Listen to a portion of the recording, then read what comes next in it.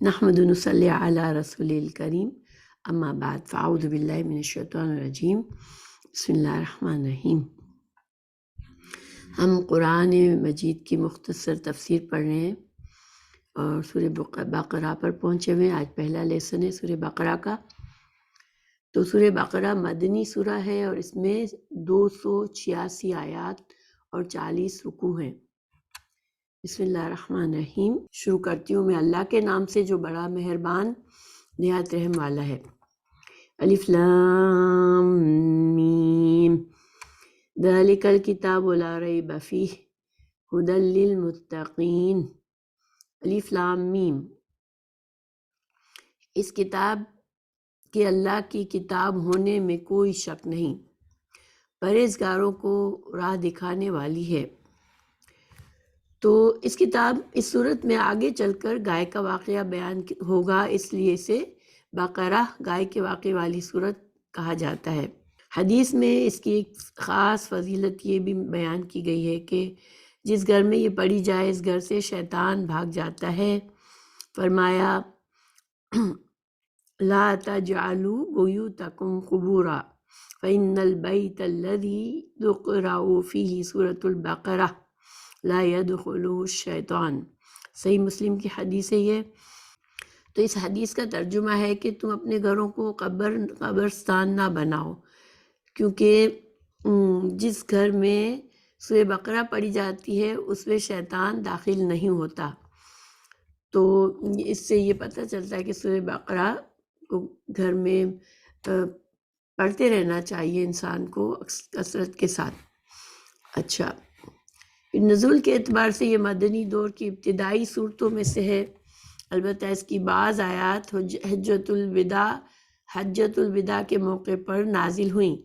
بعض علماء کے نزدیک اس میں 1000 خبر، 1000 احکام اور 1000 منہیات ہے، یعنی منہیات یعنی کہ جن چیزوں سے منع کیا گیا ہے ہماری شریعت میں۔ اچھا، اب الف لام میم یہ جو ہے ان کو اسی طرح پڑھا جاتا ہے، علم نہیں پڑھتے، اس کو الف لام اور میم الگ الگ پڑھا جاتا ہے۔ تو قرآن میں ایسے کچھ صورتوں کے شروع میں ہیں، انہیں حروف مقطعات کہا جاتا ہے، یعنی علیحدہ علیحدہ پڑھے جانے والے حروف۔ ان کے معنی کے بارے میں کوئی مستند روایت نہیں ہے، واللہ عالم بمرادہ۔ البتہ نبی کریم صلی اللہ علیہ وسلم نے یہ ضرور فرمایا ہے کہ میں نہیں کہتا کہ علم ایک حرف ہے، بلکہ الف ایک حرف ہے، لام ایک حرف ہے اور میم ایک حرف ہے، اور ہر حرف پر ایک نیکی اور ایک نیکی کا اجر 10 گنا ہے۔ یہ سنن ترمذی کی حدیث ہے۔ تو گویا کہ الف لام میم اتنا پڑھنے سے انسان کو 30 نیکیاں ملتی ہیں۔ قرآن جیسے کہ ہم جانتے ہیں، حدیث سے ثابت ہے کہ قرآن کے ہر حرف کو پڑھنے کے 10 نیکیاں ہیں۔ اس کتاب میں کوئی شک نہیں، لا ریب فیہ۔ تو اس کی کیا تفسیر ہے کہ اس کے اللہ کی طرف سے نازل ہونے، یہ اللہ کی طرف سے نازل ہوئی ہے یہ کتاب، اس میں کوئی شک نہیں، جیسا کہ دوسرے مقامات پر ہے تنزیل الکتابی لا ریب فیہ من رب العالمین، کہ قرآن پاک کا نازل ہونا اس میں کوئی شک نہیں ہے کہ اللہ سبحانہ تعالیٰ اللہ رب العالمین کی جانب سے ہے۔ یہ الف لام میم سجدہ السجدہ کی سورہ کی آیت ہے۔ یہ بعض علماء نے کہا ہے کہ یہ خبر بمعنی نہیں ہے، یعنی کہ یہ ہے تو بظاہر جملہ خبر کے طور پر ہے، لیکن اس کا جو معنی ہے یہ ہے کہ یہ نہیں کے معنی میں ہے، یعنی کہ لا ترتابوا فیہ، اس میں کوئی شک نہ کرو، یعنی کہ اللہ تعالیٰ ہمیں خبر نہیں دے رہے کہ یہ اس میں کوئی شک نہیں ہے کہ کتاب اللہ کی جانب سے ہے، بلکہ اللہ تعالیٰ ہمیں منع فرما رہے ہیں کہ تم اس قرآن کے اللہ کی جانب ہونے سے کے بارے میں کوئی شک نہ کرو۔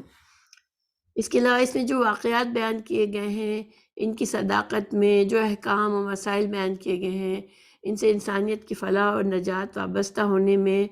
اور جو عقائد توحید اور رسالت اور معاد کے بارے میں ہے، بیان کیے گئے ہیں ان کے برحق ہونے میں کوئی شک نہیں۔ تو اللہ سبحانہ تعالیٰ ہمیں اس سورہ میں اس آیت میں ایک ترجمہ کیا گیا کہ اللہ سبحانہ تعالیٰ میں منع فرمائے شک کرنے سے، یعنی ہمیں یقین رکھنا ہے کہ یہ سب کچھ اللہ سبحانہ تعالیٰ کی جانب سے ہے۔ تو اب جو یہاں پر یہ کہا گیا کہ ہدی للمتقین، پرہیزگاروں کو راہ دکھانے والی ہے، تو اس کا کیا مطلب ہے؟ کیا یہ دوسرے تمام انسانوں کے لیے ہدایت کا ذریعہ نہیں ہے؟ تو ہاں، یہ کتاب تمام انسانوں کے ہدایت اور رہنمائی کے لیے نازل ہوئی ہے، لیکن اس چشمہ فیض سے سیراب صرف وہی لوگ ہوں گے جو آب حیات کے متلاشی اور خوف الہی سے سرشار ہوں گے، جن کے دل میں مرنے کے بعد اللہ کی بارگاہ میں کھڑے ہو کر جواب دہی کا احساس اور اس کی فکر ہی نہیں، جن کے اندر ہدایت کی طلب یا گمراہی سے بچنے کا جذبہ ہی نہیں ہوگا، تو انہیں ہدایت کہاں سے اور کیوں کر حاصل ہو سکتی ہے؟ تو گویا کہ اللہ سبحانہ تعالیٰ نے جو فرمایا کہ ہدی للمتقین ہے یہ کتاب، تو چونکہ جن کے دل میں اللہ کا خوف ہوتا ہے وہی چاہتا ہے کہ میں اللہ کے دین کو سمجھوں، اللہ کی کتاب کو پڑھوں اور اس سے میں اپنے لیے صحیح راستے پر چلنے کی ہدایت حاصل کروں، تو پھر اسی کو ہدایت ملے گی۔ جو چاہتا ہی نہیں ہے ہدایت کا، تو پھر اس کو یہ قرآن حالانکہ اس کی تمام برکتوں کے ساتھ ہدایت کی کتاب ہے، لیکن پھر جو نہیں چاہتا اس کو ہدایت نہیں ملتی۔ الذین یؤمنون بالغیب ویقیمون الصلاۃ ومما رزقناہم ینفقون۔ تو اب اس آیت میں اللہ سبحانہ تعالیٰ نے، چونکہ پیچھے اللہ نے فرمایا کہ متقین ہی کے لیے کتاب ہے، تو یہاں پر اللہ تعالیٰ ہمیں متقین کی کچھ صفات بیان کر رہے ہیں، تو تاکہ ہم پہچان سکیں کہ کیا ہم متقین میں سے ہے۔ اگر ہم نہیں ہیں اور ہم ہدایت کی خواہش رکھتے ہیں، تو پھر ہمیں وہ خصوصیات ہم میں پیدا کرنی پڑے گی۔ تو جو لوگ غیب پر ایمان لاتے ہیں، ٹھیک ہے، تو غیب پر ایمان لانا پہلی صفت ہے جو کہ ضروری ہے متقی ہونے کے لیے۔ اب غیب کیا ہے اس کو ہم سمجھیں گے ابھی۔ اور نماز کو قائم رکھتے ہیں اور ہمارے دیے ہوئے مال میں سے خرچ کرتے ہیں۔ تو یہاں پر 3 بڑی بڑی صفات بتائی گئی، تو اس کو ہم دیکھتے ہیں کہ غیب کیا ہے؟ امور الغیب سے مراد وہ چیزیں ہیں جن کا ادراک عقل و حواس سے ممکن نہیں ہے، جیسے کہ ذات باری تعالیٰ، وحی الہی، جنت، دوزخ، ملائکہ، عذاب قبر، حشر۔ تو اس سے معلوم ہوا کہ اللہ اور رسول کی بتلائی ہوئی ماورائے عقل اور احساس باتوں پر یقین رکھنا ایمان کا جز ہے، اور ان کا انکار کرنا کفر اور ضلالت ہے۔ تو پہلی سب سے بڑی جو صفت یہاں بتائی گئی وہ یہ بتائی گئی متقین کی، کہ وہ جو کچھ بھی قرآن اور حدیث میں سچی باتیں بتائی گئی، جو غیب کی باتیں بتائی گئی کہ اللہ بھی ہے، اللہ کے فرشتے بھی ہیں، اللہ تعالیٰ فرشتوں کے ذریعے وہی نازل فرماتے ہیں اپنے انبیاء کرام پر، اللہ تعالیٰ دوبارہ اٹھائے گا، حساب کتاب ہوگا، پھر جنت اور دوزخ میں لوگ جائیں گے اپنے اپنے اعمال کے مطابق، ایمان کے مطابق، اور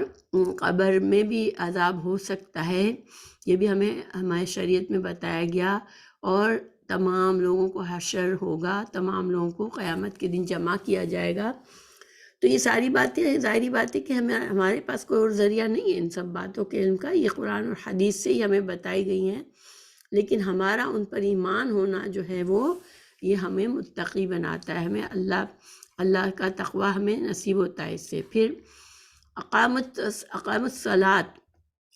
الصلاۃ سے مراد پابندی سے اور سنت نبوی کے مطابق نماز کا اہتمام کرنا ہے، ورنہ نماز تو منافقین بھی پڑھتے تھے۔ یعنی کہ نماز قائم کرنے میں کیا کیا چیزیں ہیں؟ اخلاص نیت سے اللہ کے لیے، اور نماز اپنی تمام شرائط کے ساتھ، وقت کی پابندی، طہارت، اور جس طریقے سے سنت کے طریقے سے ہمیں پڑھنا ہے، یہ سارا کچھ جو ہے وہ اس نماز کے قائم کرنے میں ہے۔ اچھا، پھر انفاق فی سبیل اللہ، انفاق کا لفظ عام ہے جو صدقات واجبہ اور نافلہ دونوں کو شامل ہے۔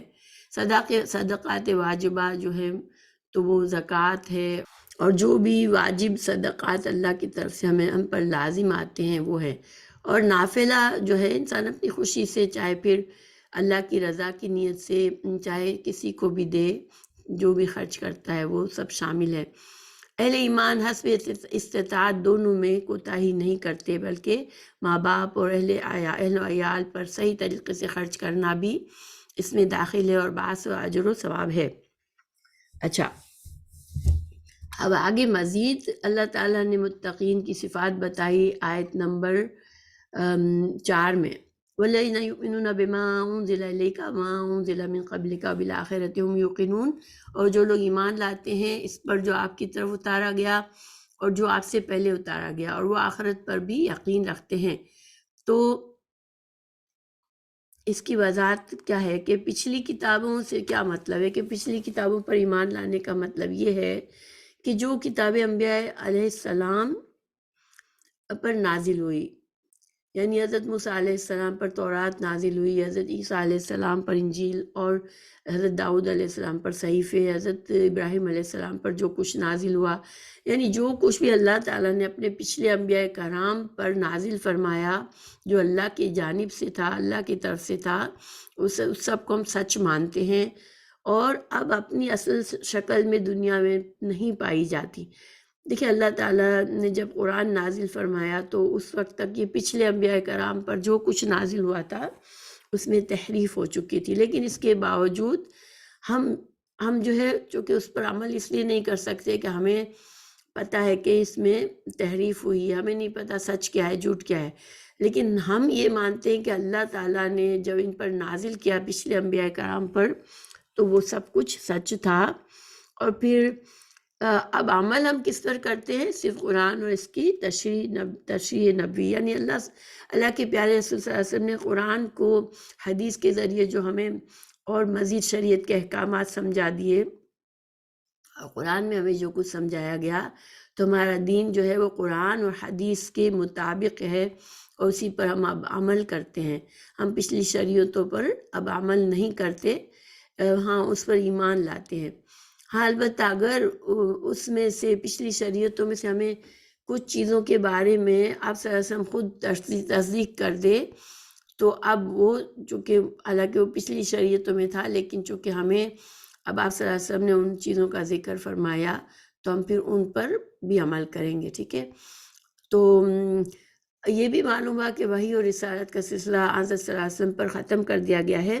ورنہ اس پر بھی ایمان لانے کا ذکر اللہ تعالیٰ ضرور فرماتے، کیونکہ یہاں پر صرف کیا بتایا گیا متقین کی صفات میں کہ وہ پچھلے انبیاء پر جو کچھ نازل ہوا اس پر، اور جو رسول اللہ صلی اللہ علیہ وسلم پر نازل ہوا اس پر ایمان لاتے ہیں، اس پر اس کے مطابق عمل کرتے ہیں۔ تو اس کا مطلب ہے کہ چونکہ مستقبل کے کسی آنے والے نبی کا ذکر نہیں فرمایا اللہ نے، اگر کوئی اور آنے والا ہوتا تو یہاں پر اللہ تعالیٰ فرماتے کہ جو بھی نبی اب آئیں گے مزید ان پر بھی ہمیں ایمان لانا ہے۔ تو یہ ایک طرح سے دلیل ہے کہ رسول اللہ صلی اللہ علیہ وسلم خاتم النبیین ہے، آپ کے بعد اب کوئی اور نبی آنے والا نہیں ہے۔ اللہ تعالیٰ نے جب متقین کی صفات بتا دی تو پھر اللہ تعالیٰ فرما رہے ہیں آیت 5 میں، اولئک علی ھدی من ربہم واولئک ھم المفلحون،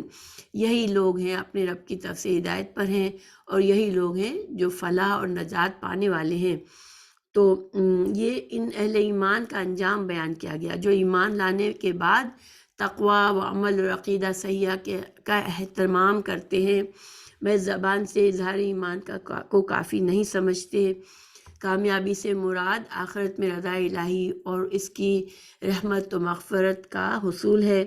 اس کے ساتھ دنیا میں بھی خوشحالی اور سعادت و کامرانی مل جائے تو سبحان اللہ، ورنہ اصل کامیابی آخرت ہی کی کامیابی ہے۔ اس کے بعد اللہ تعالیٰ دوسرے گروہ کا تذکرہ فرما رہے ہیں جو صرف کافر ہی نہیں بلکہ اس کا کفر و عناد اس انتہا تک پہنچا ہوا ہے کہ جس کے بعد اس سے خیر اور قبول اسلام کی توقع نہیں ہے۔ تو یہ یہاں پر جو اللہ سبحانہ تعالیٰ نے اہل ایمان کا انجام بتایا تو یعنی کہ ہمیں اس سے کیا پتہ چلتا ہے کہ اصل کامیابی جو ہے وہ انسان کے لیے جو اصل کامیابی ہے وہ آخرت کی میں اللہ تعالیٰ کی رضا پا لینا. اللہ تعالیٰ جب ہم دنیا سے رخصت ہوں تو اللہ ہم سے خوش ہوں اور اللہ اپنی رحمت اور مغفرت سے ہمیں نوازے اور ہمیں اللہ کی رحمت جنت ہے تو ہمیں اللہ تعالیٰ جنت میں داخل فرمائے. تو یہ اصل کامیابی ہے. ٹھیک ہے. اور اس کامیابی کے لیے دیکھیں صرف ایمان زبان سے نہیں کہا گیا کہ وہ ایمان لاتے ہیں، بلکہ کچھ اعمال بھی بتائے گئے، کچھ عقائد بتائے گئے. اس وجہ سے ہمیں کیا پتہ چلا کہ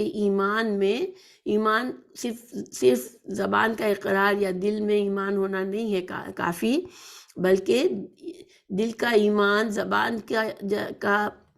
زبان سے اس چیز کو تصدیق کرنا اپنے ایمان کی، اور اعمال سے اس کی تصدیق کرنا، یہ سارا کچھ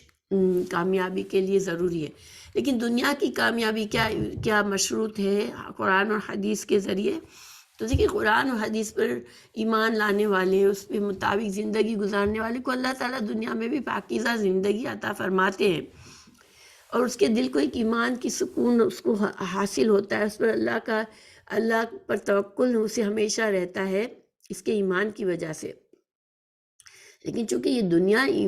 دنیا جو ہے وہ دارالعمل ہے، دارالجزا نہیں ہے، تو اس میں انسان کے اوپر اللہ تعالیٰ کی طرف سے آزمائشیں بھی آئیں گی، بیماریاں بھی آئیں گی، تنگ دستی بھی ہوگی.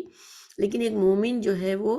ہر حال میں اس کا ہمیں حدیث سے پتہ چلتا ہے کہ جب وہ دکھ تکلیف میں ہوتا ہے تو اللہ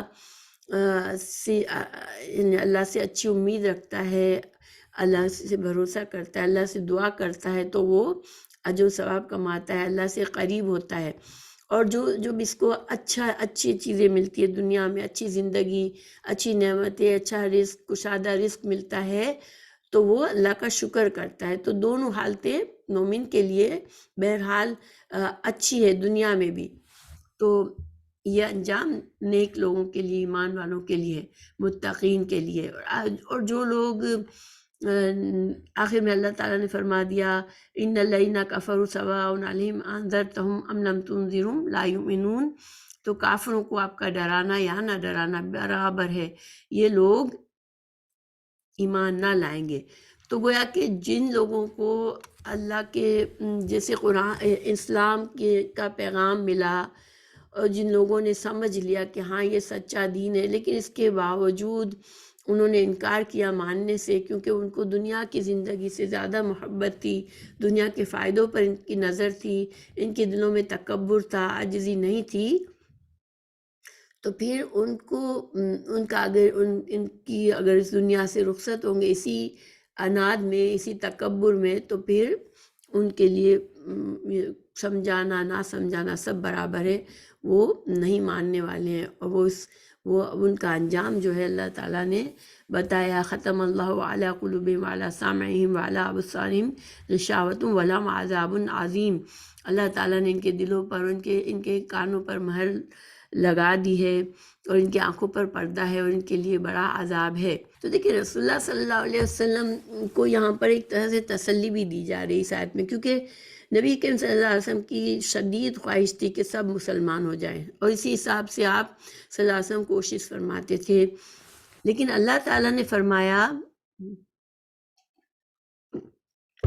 کہ ایمان ان کے نصیب میں ہی نہیں ہے. یہ وہ چند مخصوص لوگ ہیں جن کے دل پر مہر لگ چکی تھی،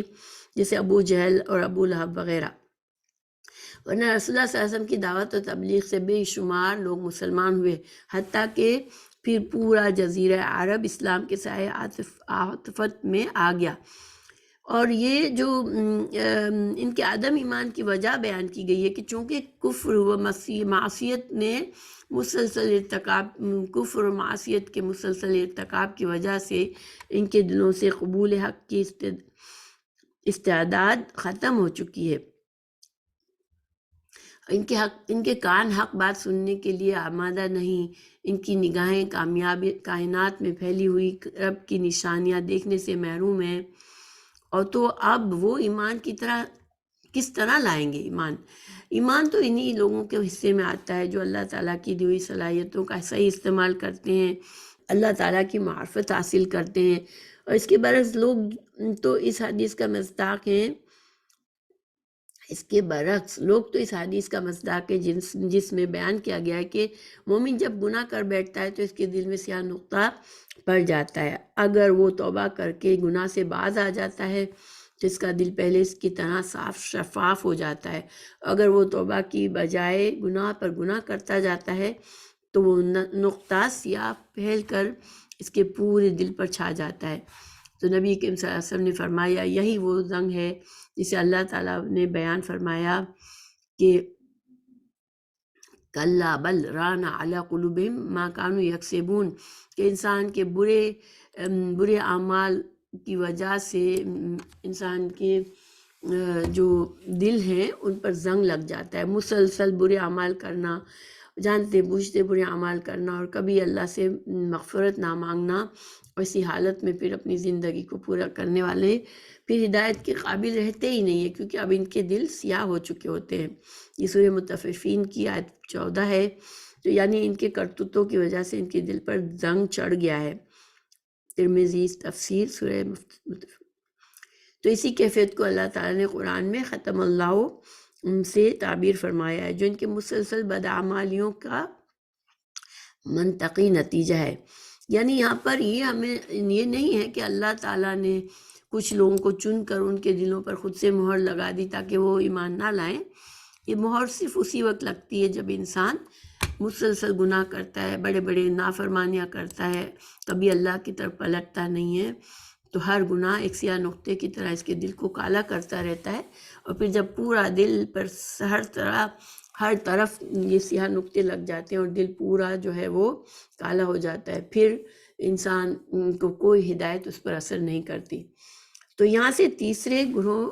اب دیکھیں، اب یہ تو دو گروہ کا ذکر کر دیا اللہ تعالیٰ نے، ایک ایمان والوں کا اور ایک ایمان سے محروم رہنے والوں کا، اور ان کا عذاب، ان کا انجام بھی بتا دیا کہ اب جو ہے وہ ایمان نہیں لائیں گے اور ان کے لیے اب آخرت میں بھی صرف جہنم کا عذاب ہی ہے، ٹھیک ہے۔ تو یہ دو باتیں ایک بتانے کے بعد اللہ تعالیٰ نے وَمِنَ النَّاسِ مَن يَقُولُ آمَنَّا بِاللَّهِ وَبِالْيَوْمِ الْآخِرِ وَمَا هُم بِمُؤْمِنِينَ۔ اب اللہ تعالیٰ نے ایک تیسرے گروہ کا ذکر فرمایا ہے کہ کچھ لوگ ایسے ہیں جو زبان سے تو یہ کہتے ہیں کہ ہم اللہ پر ایمان لائے، ہم آخرت پر، قیامت پر ایمان لائے، لیکن در حقیقت وہ ایمان والے نہیں ہیں۔ تو اب وہ گروہ جو ہے اس کے بارے میں ہم کیا سمجھ سکتے ہیں کہ یہ تیسرا گروہ منافقین کا ہے، ٹھیک ہے، جن کے دل تو ایمان سے محروم تھے مگر وہ اہل ایمان کو فریب دینے کے لیے زبان سے ایمان کا اظہار کرتے تھے۔ اللہ تعالیٰ نے فرمایا کہ نہ وہ اللہ کو دھوکہ دینے میں کامیاب ہو سکتے ہیں کیونکہ وہ تو سب کچھ جانتا ہے، اور نہ اہل ایمان کو مستقل فریب میں رکھ سکتے ہیں، کیونکہ اس اللہ تعالیٰ وحی کے ذریعے سے مسلمانوں کو ان کی فریب کاریوں سے آگاہ فرما دیتا ہے۔ یوں تو اس فریب کاری کا سارا نقصان خود انہی کو پہنچا کہ انہوں نے اپنی عاقبت برباد کر لی اور دنیا میں بھی رسوا ہوئے۔ تو یہ جو پہلا اس گروہ کی جو بات کی اللہ تعالیٰ نے، یہ اس کی تاریخ کیا ہے کہ جب رسول اللہ صلی اللہ علیہ وسلم مدینہ ہجرت کر کے گئے، 13 سال نبوت کے مکہ میں گزارے اور اس کے بعد مدینہ ہجرت تشریف لے گئے، تو وہاں پر جب اللہ تعالیٰ نے مسلمانوں کو جنگ بدر میں بہت عظیم کامیابی دی، تو جو وہاں پر کچھ لوگ یہودی تھے اور کچھ مشرکین تھے، وہ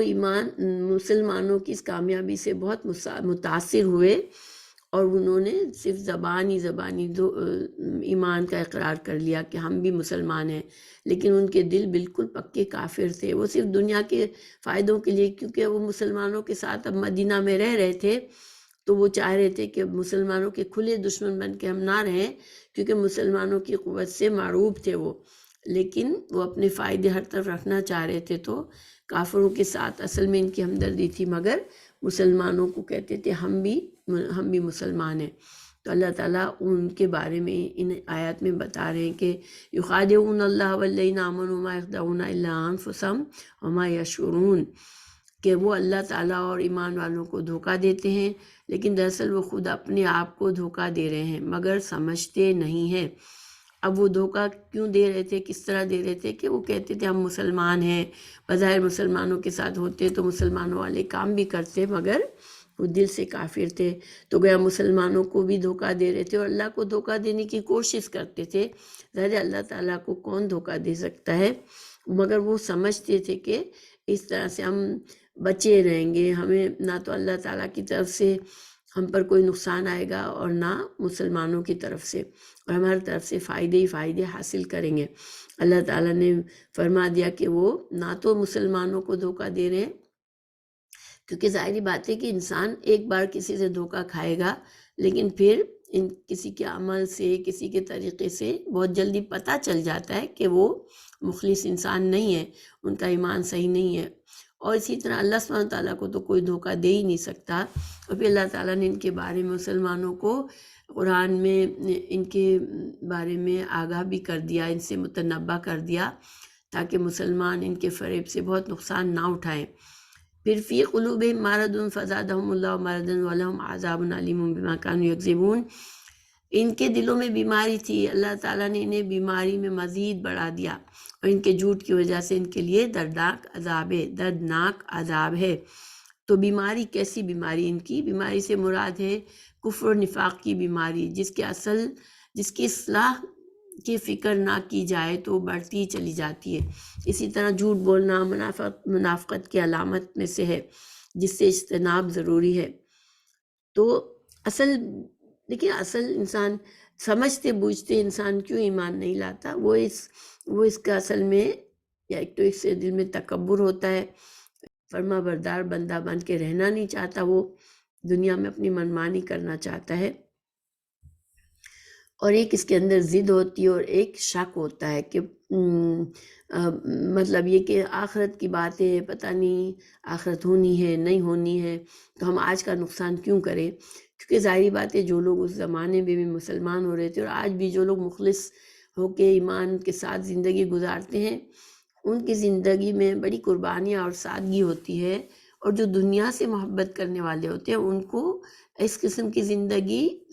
سے کوئی دلچسپی نہیں ہوتی ہے، وہ دنیا میں مزے لوٹنا چاہتے ہیں، دنیا کے فائدے پوری طرح سے اٹھانا چاہتے ہیں۔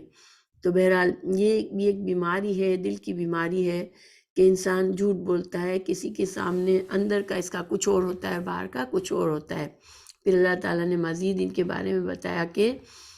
اذا قیل لهم لا تفسدوا فی الارض قالوا انما نحن مصلحون، اور جب ان سے کہا جاتا ہے زمین میں فساد نہ کرو تو جواب دیتے کہ ہم تو صرف اصلاح کرنے والے ہیں۔ تو الا انہم هم المفسدون ولکن لا یشعرون، خبردار رہو، یقیناً یہی لوگ فساد کرنے والے ہیں لیکن شعور نہیں رکھتے۔ تو ان کا فساد کیا تھا؟ ان سے کس فساد کے لیے منع فرمایا گیا؟ دیکھیں فساد جو ہے اصلاح کے ضد ہے، فساد صلاح کی ضد ہے،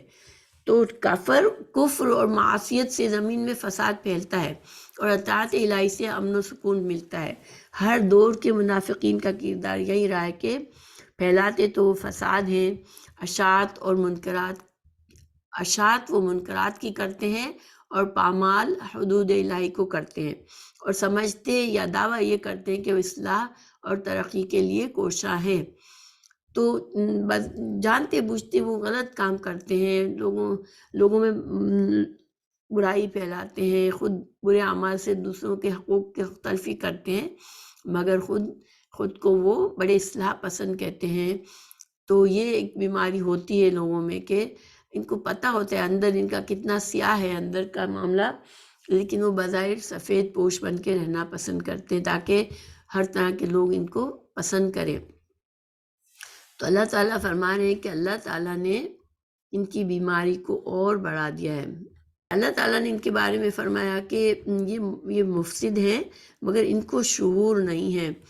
تو شعور مطلب کیوں اللہ تعالیٰ نے فرمایا؟ دیکھیں جو انسان اس طرح کی دوگلی پالیسی رکھتا ہے، اندر سے اس کا کچھ ہوتا ہے باہر سے کچھ ہوتا ہے، تو یہ کوئی کامیابی کی طرف لے جانے والی چیز نہیں ہے، مگر وہ اس کو اچھا سمجھ کے اس لیے کرتے ہیں کہ اس میں ان کو دنیا کے یعنی نزدیک کے فائدے نظر آتے ہیں، لیکن دنیا میں بھی اور آخرت میں بھی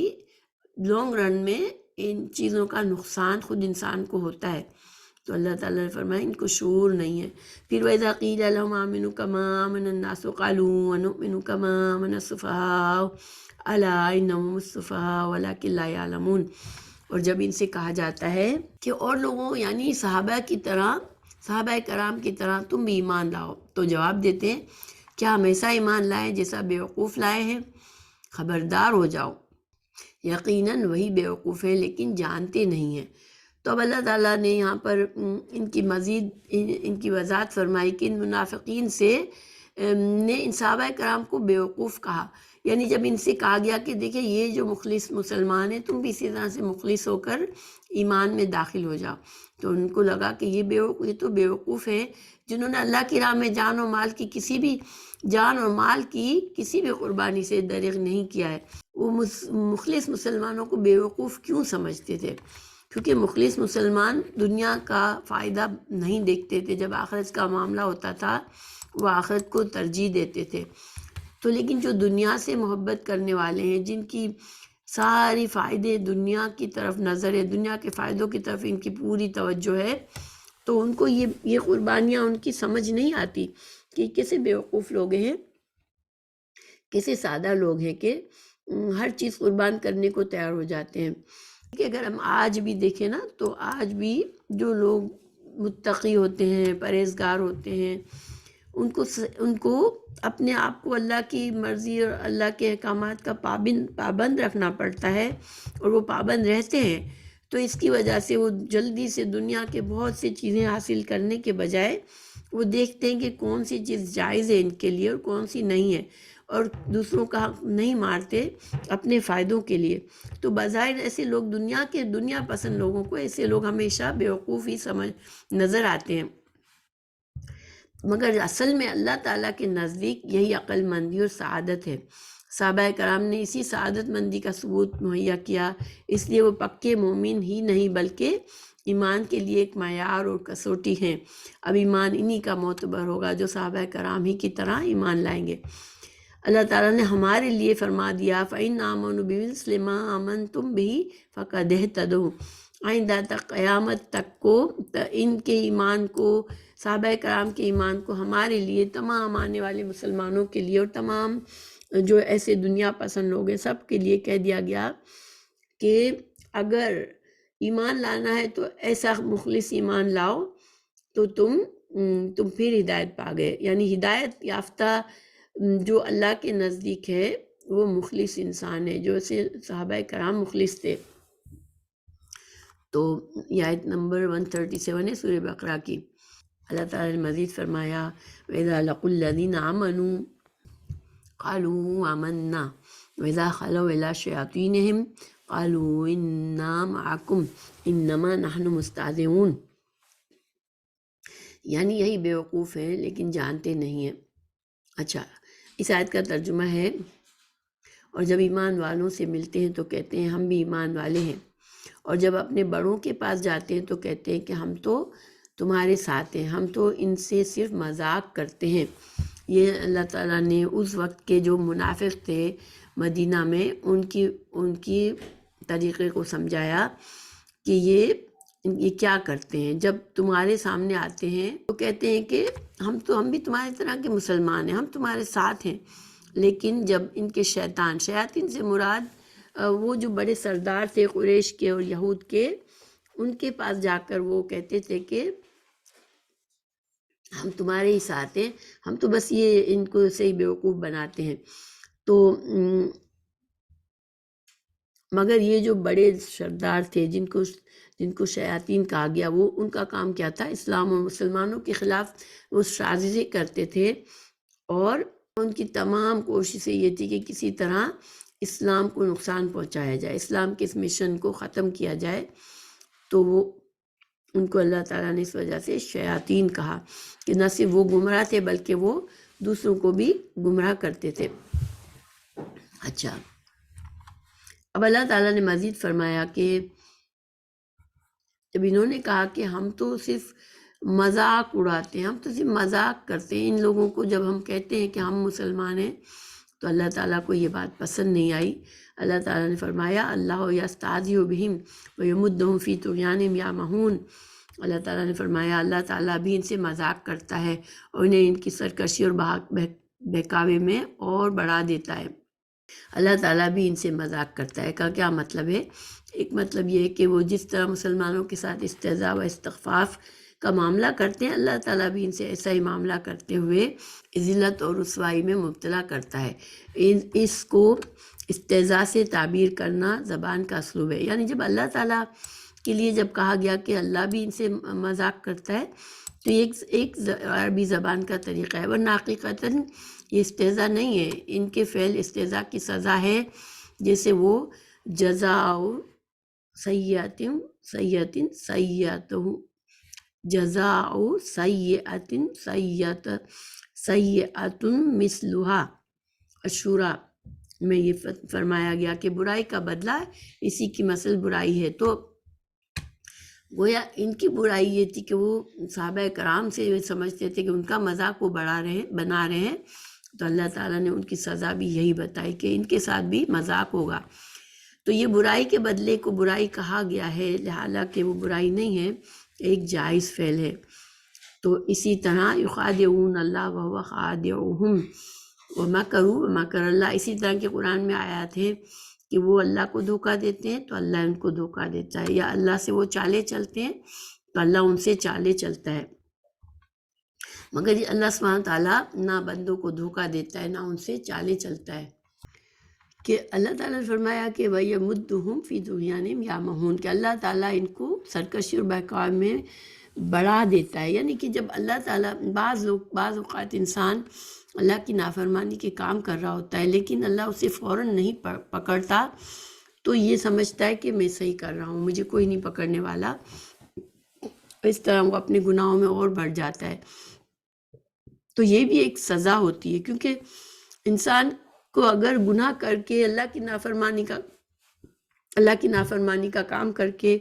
فوراً احساس ہو جانا کہ میں نے اللہ کو ناراض کرنے والا کام کیا ہے اور پھر وہ اللہ کی طرف معافی مانگ لیتا ہے، تو یہ اللہ کی بڑی نعمت ہے، کیونکہ ایسے انسان کا پھر نہ دل کالا ہوتا ہے اور نہ وہ ہدایت سے دور ہٹتا ہے، دوبارہ سے وہ گناہ سے اس کا دل صاف ہو جاتا ہے۔ لیکن جن کو یہ ہدایت نہیں ملتی، جن کا دل صاف نہیں ہوتا، وہ اللہ کی طرف سے ان کو ڈھیل ملتی رہتی ہے اور وہ گناہ پر گناہ کر کے اپنے آپ کو مزید عذاب کا مستحق بناتے ہیں۔ تو یہ بھی ایک طرح سے سزا ہوتی ہے ان بندوں کی۔ بہرحال اللہ تعالیٰ ہمیں توفیق دے کہ ہم فوراً سے اللہ کی طرف پلٹ آئیں جب کوئی غلطی ہو جائے تو۔ اولئک الذین اشتروا الضلالۃ بالہدی فما ربحت تجارتہم وما کانوا مہتدین، یہ وہ لوگ ہیں جنہوں نے گمراہی کو ہدایت کے بدلے میں خرید لیا، پس نہ تو ان کی تجارت نے ان کو فائدہ پہنچایا نہ یہ ہدایت والے ہیں۔ تو اب ان کی تجارت نے ان کو فائدہ نہیں پہنچایا، اس کا کیا مطلب ہے کہ تجارت سے مراد جو ہے وہ ہدایت چھوڑ کر گمراہی خریدنا، کیونکہ جب تجارت انسان کرتا ہے تو اپنا مال دیتا ہے اور پیسے لیتا ہے، یا پیسے دے کر مال کچھ خریدتا ہے۔ تو انہوں نے اپنی اللہ کی طرف سے جو ہدایت تھی وہ اس ہدایت کو چھوڑ دیا اور گمراہی کو اپنے لیے پسند کر لیا، اس لیے اللہ تعالیٰ نے ان کے اس فعل کو تجارت سے تعبیر دی کہ ان کی جو تجارت ہے وہ سراسر گھاٹے والی ہے۔ منافقین نے نفاق کا جامہ پہن کر یہی گھاٹے والی تجارت کی، لیکن یہ گھاٹا آخرت کا گھاٹا ہے۔ ضروری نہیں کہ دنیا میں ہی اس گھاٹے کا انہیں علم ہو جائے، بلکہ دنیا میں تو اس نفاق کے ذریعے سے انہیں جو فوری فائدے حاصل ہوتے تھے اس پر وہ بڑے خوش ہوتے اور اس کی بنیاد پر اپنے آپ کو بہت دانا اور مسلمانوں کو عقل اور فہم سے عاری سمجھتے تھے۔ تو گویا کہ انسان جب بھی اللہ کی طریقے سے، اللہ کی فرما برداری سے ہٹتا ہے تو بظاہر اس کو دنیا کا کتنا بھی فائدہ مل رہا ہو لیکن وہ اصل میں خسارے میں جا رہا ہوتا ہے، کیونکہ آخرت کا نقصان جو ہے ہمیشہ کی ابدی زندگی میں اللہ کی ناراضگی کما لینا اور جہنم میں جانا، اس سے بڑا گھاٹا کچھ اور نہیں ہے۔ دنیا تو بہت مختصر سی زندگی ہے۔ پھر اللہ تعالیٰ مثال دے کے سمجھا رہے ہیں ان کے اس منافقین کے بارے میں، مثالیں سے سمجھا رہے ہیں کچھ۔ مثلهم كمثل الذي استوقد نارا فلما أضاءت ما حوله ذهب الله بنورهم وتركهم في ظلمات لا يبصرون، کہ جب ان کی مثال اس شخص کی سی ہے جس نے آگ جلائی، پس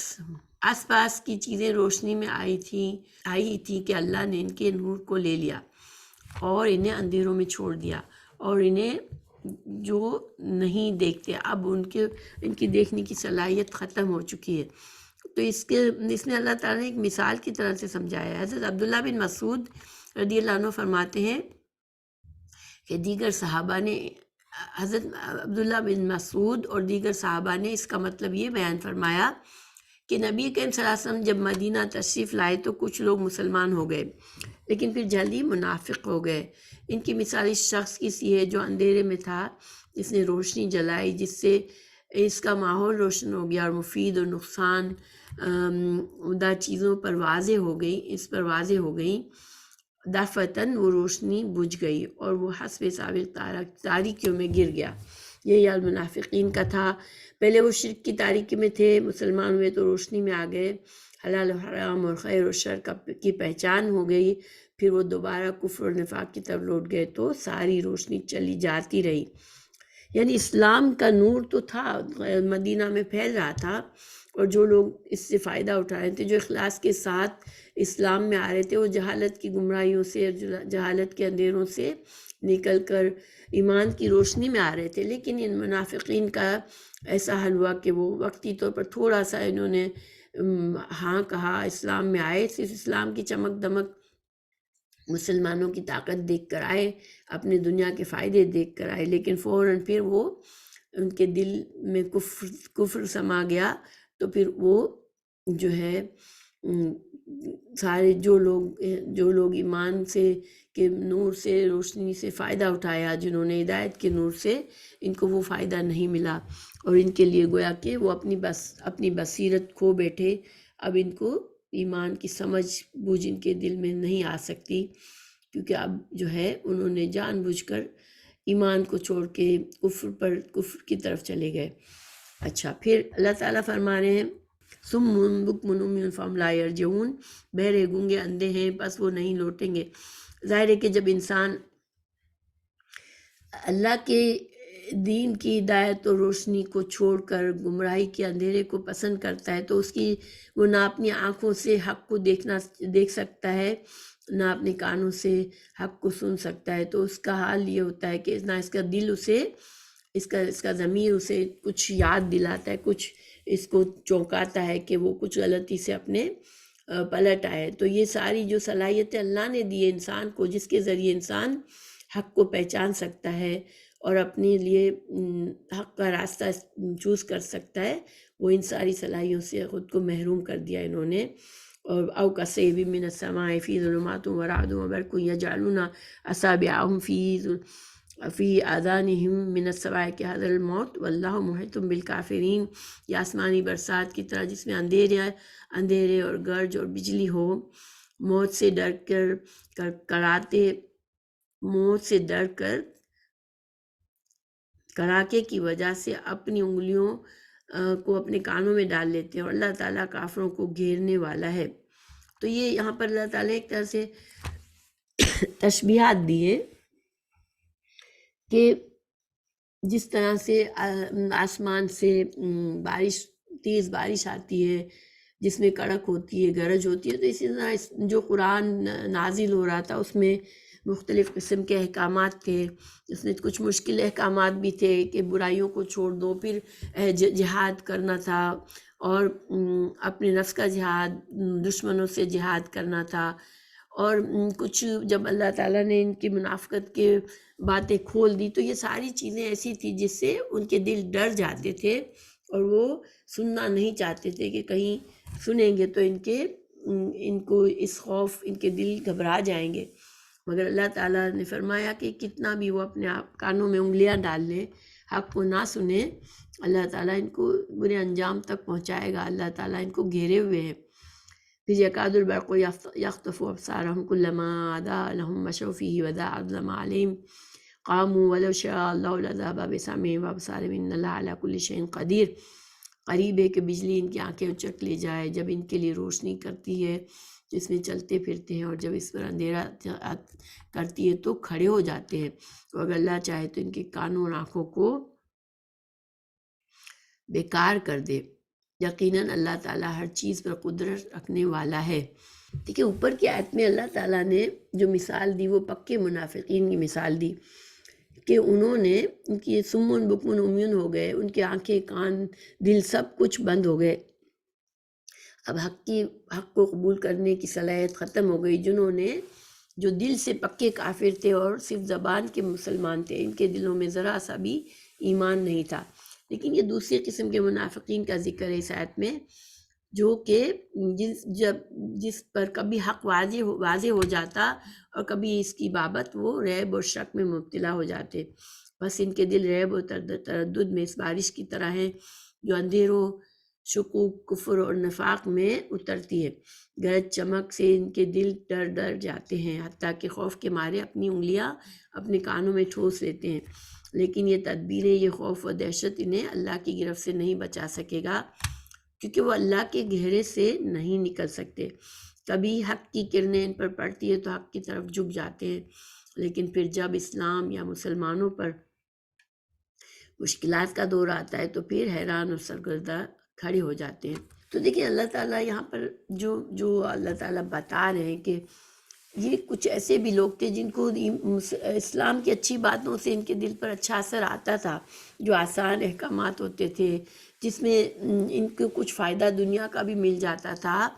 تو اس کے لیے وہ اسلام کی طرف ان کے دل کھنچتے بھی تھے۔ لیکن پھر جب مشکل احکامات آ جاتے تھے، جو دنیا کا جس میں نقصان نظر آتا تھا، تو پھر وہ کیا کرتے تھے کہ شک میں مبتلا ہو جاتے تھے کہ ہم دنیا کا نقصان کیسے کریں، کیا پتہ ہمیں آخرت کا فائدہ ملنا بھی ہے یا نہیں ہے۔ اور پھر جب جو مشکل احکامات آتے تھے جہاد وغیرہ کے، تو وہ اس سے گھبرا کر اپنے کانوں کو بند کرنا پسند کرتے تھے۔ لیکن اللہ تعالیٰ نے فرمایا کہ کوئی انسان اللہ کے پکڑ سے نہیں بھاگ سکتا، اور اگر ان کا یہی حال رہا تو پھر ایسا نہ ہو کہ یہ بھی پکے منافق، پکے کافر ہو جائیں، ان کا جو تھوڑا بہت ایمان ان کے دل میں آتا ہے وہ صلاحیت بھی وہ کھو دیں، پھر ایسا نہ ہو کہ وہ ہدایت سے ہمیشہ کے لیے محروم ہو جائیں۔ تو یہ جو عملی منافقت ہے وہ ابھی بھی پایا جاتا ہے، آج کے لوگوں میں بھی پایا جاتا ہے، اور ہمیشہ رہے گا، کیونکہ ہر انسان جو ہے پورے اخلاص سے ہر قربانی کرنے کے لیے تیار نہیں ہو جاتا۔ انسان دنیا میں بہت سے لوگ شک میں رہتے ہیں، دنیا کے فائدے ان کو بہت زیادہ کھینچ رہے ہوتے ہیں، اور ان کا ایمان کمزور ہوتا ہے، تو وہ ہمیشہ ڈاواں ڈول رہتے ہیں، کبھی اللہ کی طرف آتے ہیں، کبھی دنیا کی طرف جھک جاتے ہیں۔ تو یہ چیز ہمیشہ رہے گی۔ لیکن جو پکے منافق تھے، جو رسول اللہ صلی اللہ علیہ وسلم کے مدینہ آنے کے بعد صرف زبان سے صرف مسلمان ہوئے تھے، اس قسم کے منافق جو ہے وہ اب اتنے زیادہ ہمیں نظر نہیں آتے، کیونکہ اب اسلام کی اتنی رونق اور عزت نہیں ہے، اسلام دوسروں پر اتنا غالب نہیں ہے کہ اس کی روشنی اور اس کی چمک دمک سے لوگ صرف زبان سے مسلمان بنے، جبکہ ان کے دل جو ہے وہ دنیا میں گھرے ہوئے ہوں۔ لیکن یہ جو عملی منافقت ہے جس کا بعد میں ذکر کیا گیا، اس سے ہمیں بچنا ضروری ہے، کیونکہ ہمیں اپنے عمل کو ہمیشہ اخلاص کے ساتھ اللہ کے لیے خالص رکھنا ہے، اور جو بھی شک و شبہات جو ہیں انسان کو دنیا کی محبت اگر کھینچتی ہے گناہوں کی طرف، تو ہمیں بچنا ہے، کیونکہ یہ بہت خطرناک راستہ ہے کہ انسان کہیں ایسا نہ ہو کہ گناہوں کی طرف بڑھتے بڑھتے بالکل گمراہی میں پڑ جائے۔ اور اللہ تعالیٰ نے سبحانہ تعالیٰ نے آخر میں فرمایا کہ اللہ ہر چیز پر قدرت رکھنے والا ہے، تو یعنی کہ اللہ تعالیٰ کی پکڑ سے کوئی بھی نہیں بچ سکتا، اور اللہ تعالیٰ جسے چاہے اسے اللہ تعالیٰ خیر اور بھلائی دے دے، مگر انسان جو ہے وہ اس کے اندر اخلاص ہونا چاہیے، اور اپنے اوپر نظر رکھنی چاہیے انسان کو، اور انسان کو عملی نفاق سے بچنے کی ضرورت ہے۔ اور یہ چیز ہمیں بھی اپنے نفس کے ساتھ جہاد کرنے کے لیے ہمیں مسلسل کوشش کرنی ہے کہ ہم اپنے نفس کو بچا کے رکھیں اور اللہ کا تقویٰ کریں. اور یہ چیز انسان کو قرآن اور حدیث سے مضبوط تعلق رکھنے سے اور نیک لوگوں کی صحبت میں رہنے سے اور اپنے حلال حرام کی فکر کرنے سے اور گناہوں سے بچنے سے، اور گناہ ہو جائے تو فوراً توبہ کرنے سے حاصل ہوتی ہے انشاءاللہ.